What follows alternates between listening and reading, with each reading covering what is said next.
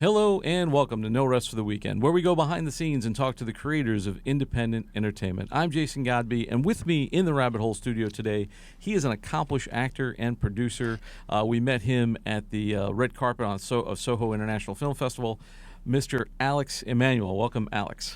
My pleasure. Thanks for having me. I want to talk about the movie, obviously, which I'm a fan of. I enjoyed it a lot. I feel like it's a movie that's I'm predisposed to because it's about middle-aged white guys trying to recapture their youth. Well, that's not all it's about. Right. But we'll talk about it. But first I want to talk about you Right. and just kind of see how you got into the whole show business thing. And so how did you come to filmmaking, acting? What is your origin story, so to speak? Well, there's the wordy story, which I'll spare you of. But I suppose my parents would say that I was, pretending to be the Fonz in front of my mother and her friends when I was a kid, quite often. I got in and out of it over the years. I first kind of discovered it in high school, then again in college, then in New York. The thing that kind of kept me from it for many years was I played in rock and roll bands. But I have been acting steadily since high school in one way or another. I lived in Chicago. I worked with the Steppenwolf Theater in the late 90s. That was after some failed rock and roll experiences in New York City. It's a good thing you had the acting to fall back on. Yeah, well, it was acting was something that I always meant to do. I meant to get to it. I just had to get that rock and roll thing out of my system. But I've been just acting, I guess you would say, and the things around acting since 2006. That's when I gave up the rock and roll ghost. So for this film, you acted it. You play this character called Jimmy, but you also, I think, you did some of the music for it as well. I wrote the music for it. Yeah, that's right.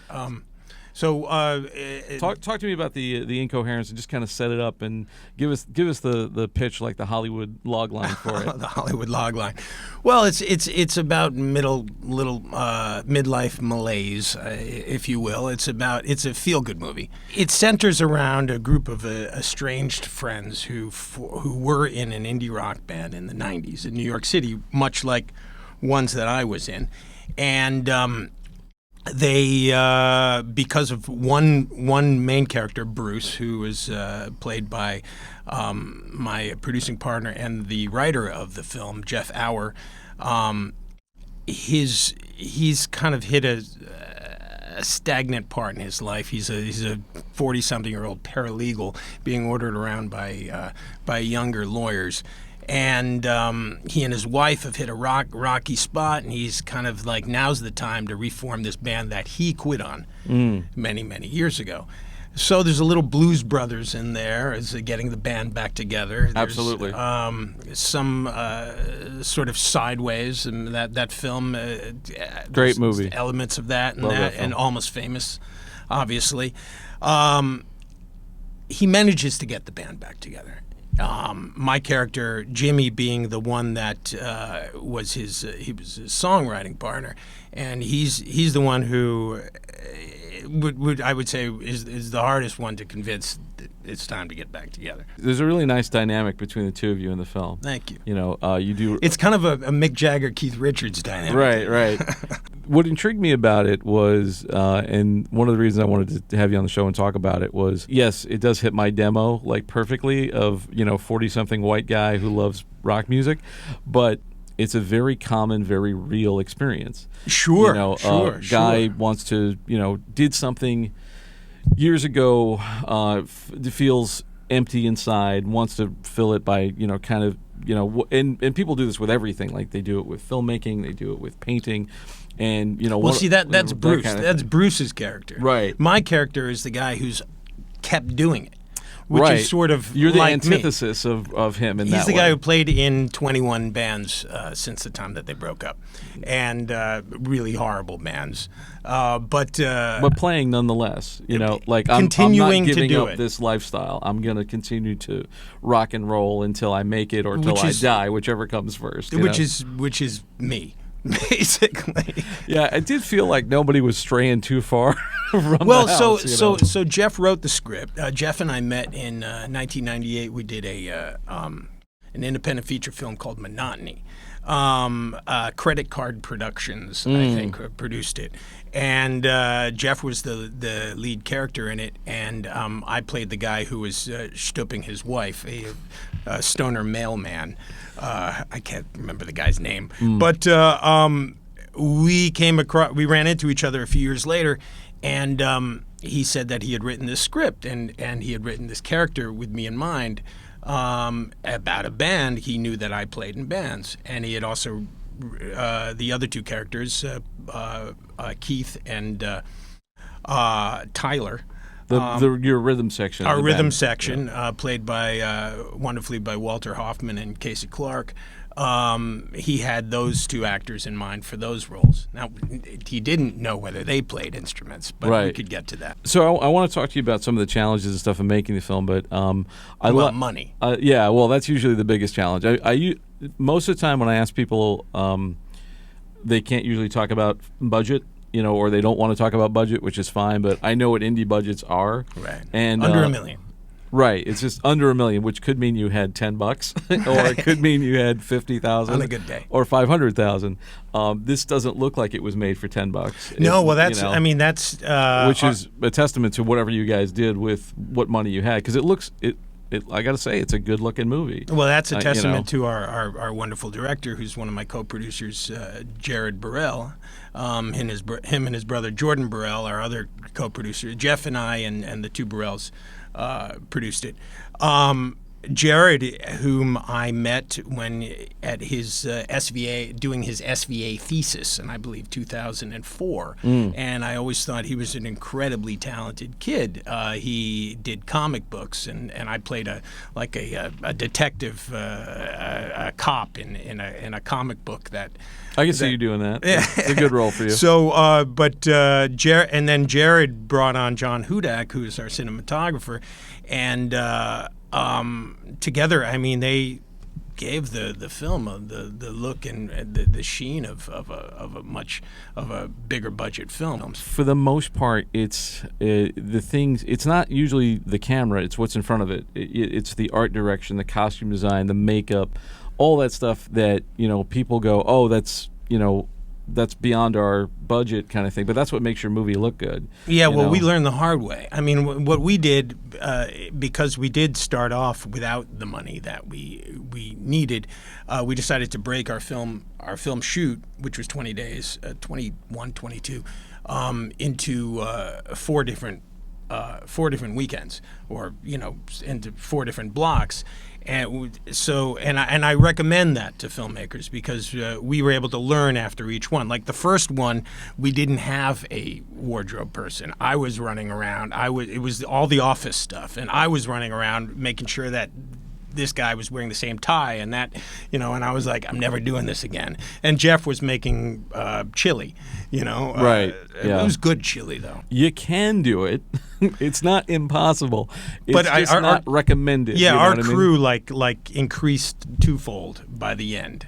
Well, I also saw you guys did some crowdfunding to raise. You did. Indiegogo. Was this the first thing you had ever crowdfunded as a producer? Yeah, it's tough. I've That's what never everybody been says. a huge fan of the idea of crowdfunding, but it seems to be essential. I'm hit up, daily by all the political candidates asking for me to give them money. So this is part of our world right now. Yeah. And I'm probably going to have to do it again for a project that I'm working on. So.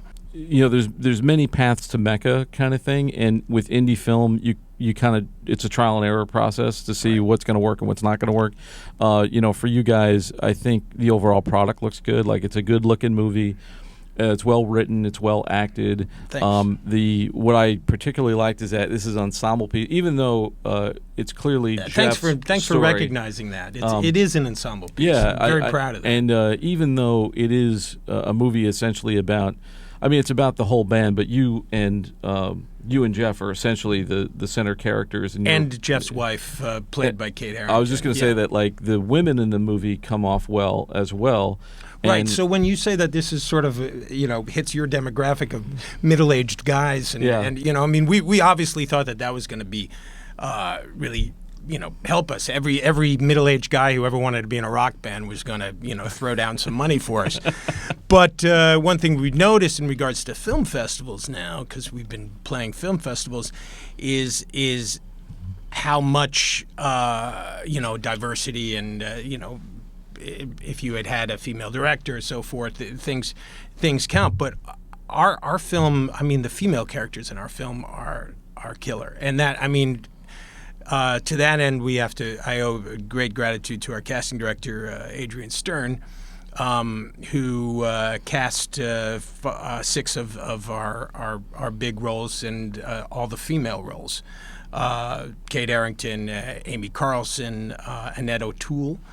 It was great to see Annette O'Toole in this movie. Oh, she was wonderful. For those of you who don't know, kids, like for the younger viewers out there, Annette O'Toole has been a staple on. She's been acting for decades at this point, and she's really good. And she was a fox, and she still is. Yeah, she in this movie, it's like not an Annette O'Toole character that she's playing. She's married to Michael McKean from Spinal Tap.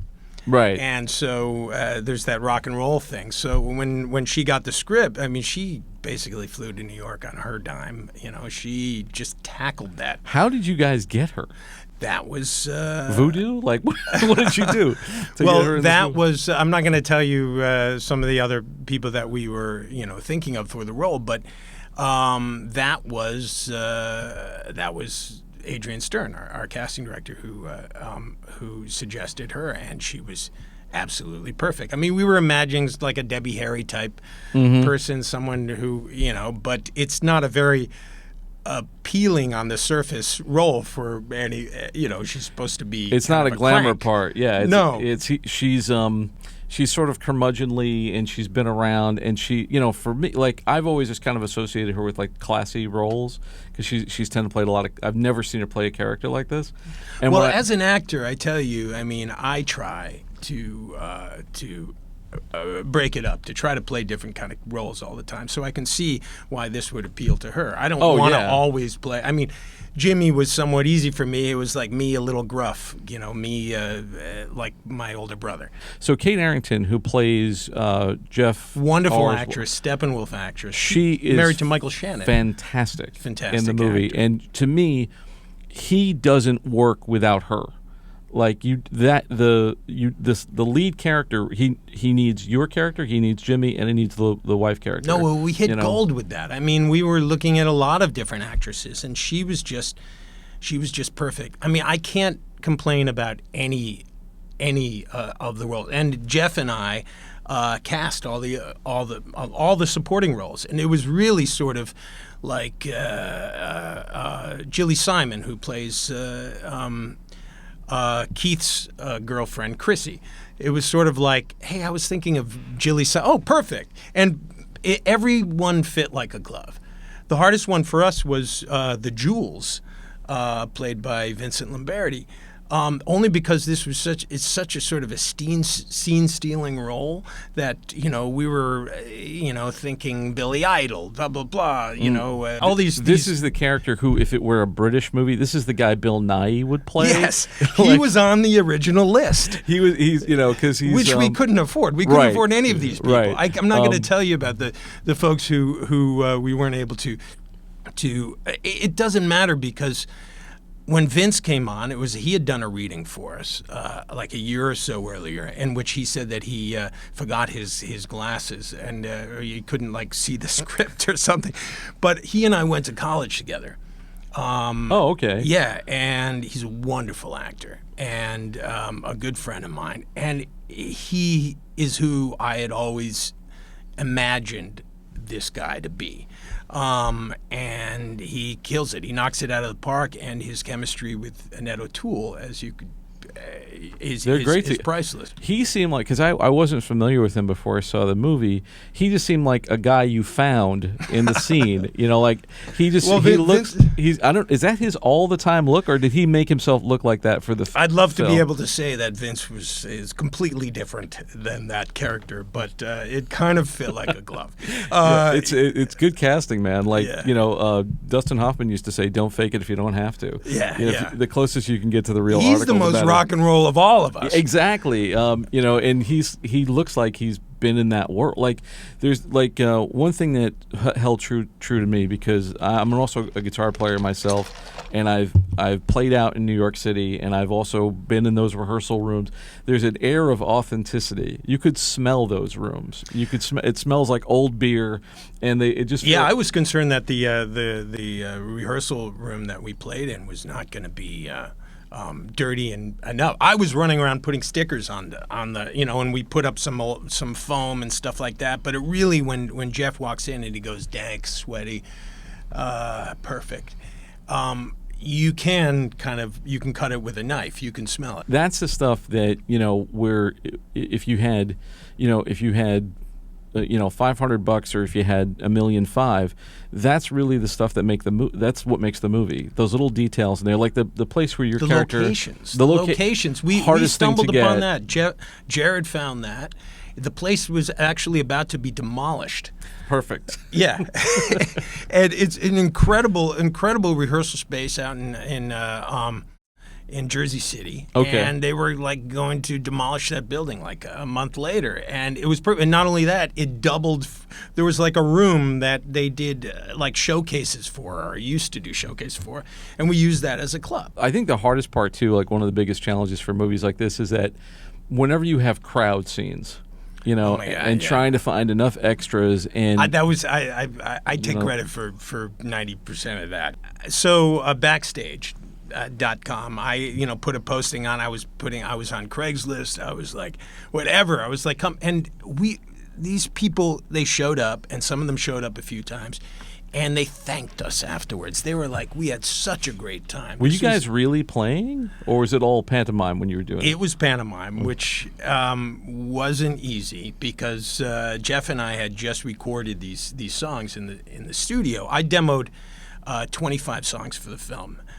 Jared picked 7 of them that he wanted to be in the movie, and then we went into the studio, and I picked 2 of my favorite musicians to play drums and lead guitar. My friend Kevin March from the band Guided by Voices, and my friend Sean Eden from the band Luna played lead guitar, and I played rhythm and bass. Then everything was kind of happening fast. We weren't able to get into the studio until this specific date, but we were shooting a couple days later. So I had to kind of teach these, to Walter, the bass player. He had played rhythm guitar, but he was how am I going to play these bass lines? Oh my God. Casey, Jeff, I don't even think had asked him whether he actually played drums. Does he play the drums? He looks like he plays the drums. If he didn't, it would have been it would have been Animal from the Muppet. We would have had to shoot him from here up. So he killed it. Yeah, I didn't save much, and Jeff grew up playing piano. He's not a guitar player. Okay, everybody look, because that's one thing I look for in musical movies. When people play instruments, do they look like they're actually playing the instrument? Well, a lot of it too was Jared's editing, because he had to kind of edit around certain things. I spent all my time working with Walter and Jeff, that I forgot to remember how to play that lead. And not only was I I was playing Sean's lead, so there were times when when I was I have even no idea what I'm playing, but it works. That's another challenge of making this film, is that you had to record all these songs first. So you're not just writing a movie and making a movie; you're making an album, right? And you're trying to make that sound good, because that's going to be the heart of the film. Yeah, there's several performances scenes in the film. I basically said, when we started this thing, I'm going to write the songs for the band. And then I had to put up or shut up. Right. And now that you promised. I've never been a home recording guy. I've always been a live guy. But, I mastered GarageBand. And interestingly enough, in all my years playing in bands, I'd never had that guy who wrote lyrics like Jeff. Like, it was like we had a McCartney-Lennon kind of thing going on. I'd say, I'm thinking about this, and I'd write the music for it, and then he'd basically give me like a tone poem, and then I'd arrange it and fit it in the thing and have him come over and sing it, and it just fit like a glove. What makes the movie too, besides the music, it's the relationships in the film, Right. and it. Did you said that you guys met on a movie, but it seems like you've known each other a really long time. Like, everybody seemed like they knew each now, other. 21 years, you Right. know, and it took a long time to make this movie. I mean, from first inception, you know, Jeff and I were trying to find producers for it. We always had Walter and Casey attached to it, but it wasn't until we came upon Jared, and Jared had grown up playing in bands as well. So he at first, he was used to doing his own stuff, so he was semi-reluctant, I think, to take on this other. But he saw, you know, this is a good script. And by the way, Jeff just won a best screenplay at a festival I was at. So then Jared tweaked the script along with Jeff, and I, you know, was the indie rock police saying, no, this would never happen, or this that, Right. and the other thing. You know, in retrospect, we all had different ideas as to what we would have liked to have seen at the end. I was thinking of this as a needle drop movie like Martin Scorsese, where all of a sudden this band would play in that band. You know, I was hoping for a Nirvana song and blah, Right. blah, blah. Other, you know, here's Pavement. Here's But Sonic that's Youth. expensive. Very, very expensive. I found, Jared and I found all the music for free. Cool. We're very happy with the soundtrack. But I can say that our relationship, the four of us, was not unlike a band. I mean, it's about compromise. And that's sort of, you can see that in the Incoherents in the film. They argue, but then at the end they realize, you know, we're doing what we like to do. This is what we had to kind of come to terms with every day as for producers. You know, no, I want to do it like this, I want to do it like that. But in the long run, we realized that if we come together and the four of us have certain ideas, it was going to be even better. Is that the lesson of the movie in a way, like in terms of the making of the movie, the thing? Because this is the first feature you produced, I'm assuming. The first feature I produced, yeah. So, what advice would you give somebody? What kind of takeaways could you tell that person out there who might be daring to do this next? Well, it's hard, especially in New York City. In New York City, everyone's in it for themselves. Everyone's, you know, I got to do this myself. I got to do that myself. I've always been a band guy. I've always liked playing in bands, and I like the camaraderie. I like being able to, you know, feed off other people. So getting a team together, you know, it happened to work. I would love it if the four of us could go and make other movies together. Probably not going to happen, but you know, as bands go, they splinter. But that was the most important thing, and I would tell people, you know, find those people that you know, put your egos aside, and you might not have the biggest role in this. You know, I'm not the lead in this film. I knew that my job was going to be, I was also going to be playing music and writing music for the film. I'm the second lead, whatever. And Jared has written screenplays of his own, as has Jordan. So, but we all came together for the love of this script and the story that we wanted to tell. What's the next thing for the movie? You guys you've been doing the festival circuit a bit? Doing the festival circuit. And you guys have a sales agent? Are you looking for distribution deals that way? We're looking for distribution. We have a distribution consultant that we just hooked up with who thinks he can sell our film. You know, he believes that this is a film that needs to be seen. And that's been the reaction. The reaction from the people who've seen it so far has been phenomenal. From face value, it looks like four, you know, white guys reforming the early 90s indie rock band. But if you dig a lot deeper, it's about themes that we all can relate with, and there's an incredibly diverse cast. We have Stu from Passing Strange, and the wonderful Robert McKay, who plays Jeff's boss, Christine Chang, who's on the the show New Amsterdam right now. Even though it's essentially a, quote, male story, it's the women that make the story, you know, and that relationship, because we've all... Isn't that like life? Yeah, man. It's one of the things I liked about it was their school marriage us. seemed very real. Like, you've had those conversations. Like, if you're a guy and you're an artist, or if you have a family, you've had the same conversations that he has with her. And then there's my relationship with this. My guy has supposedly had this horrible divorce in which all he got was this rock club out of it. But then he meets this woman, Debbie, who's sort of like this, played by the wonderful Margaret Ann Florence. Oh, she's great too, yeah. And she's a rock and roll blogger. This nerdy rock and roll blogger who dresses like Joan Jett, and it's like, where have you been all my life? Yeah. Type of thing. And while the relationship is sort of blossoming, as the film ends, you know that they're going to be together. Anyway, I got to wrap up, but for people who want to find out more about the movie and more about you, where can they find you on the web? Sure. First of all, I just want to say just some upcoming things that I'm doing. I am.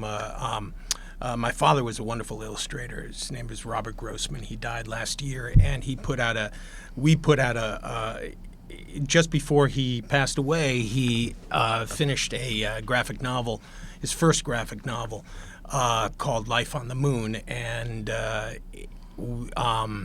I have been pushing that book. Oh, fantastic. And my father did the poster for the movie Airplane. Oh, wow, okay. And over 500 magazine covers over the years.